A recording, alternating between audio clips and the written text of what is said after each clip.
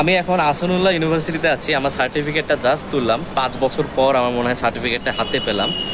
আসলে technical skills আমি কি শিখেছি আমার তেমন কিচ্ছু মনে নেই, কিন্তু কিছু ইম্পর্টেন্ট স্কিল শিখেছি যেটা আমার খুব কাজে দেয়। যেমন সবচেয়ে যেটা শিখেছি সেটা হচ্ছে প্রেশার হ্যান্ডেল করা।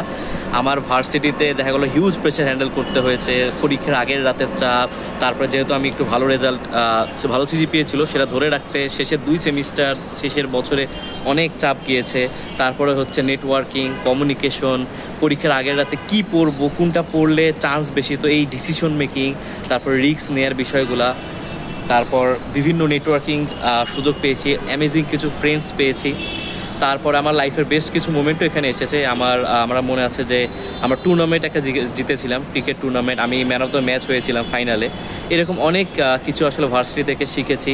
প্রেজেন্টেশন কিভাবে দিতে হয়, তারপরে প্রেজেন্টেশনের মাধ্যমে আসলে কিভাবে নিজেকে রিপ্রেজেন্ট করবো, এই স্কিলসগুলো আসলে ভার্সিটি থেকে শিখেছে, যেটা আমার পরবর্তীতে অনেক কাজে দিয়েছে। এত প্রেশার আমি ফ্যামিলি লাইফেও ফিল করিনি, তারপরে হচ্ছে আমার জব লাইফেও ফিল করিনি, কিন্তু ভার্সিটিতে এটা খুব ভালোভাবে ফিল করেছি, আর সেটা আমাকে এখন অনেক কাজে দেয়।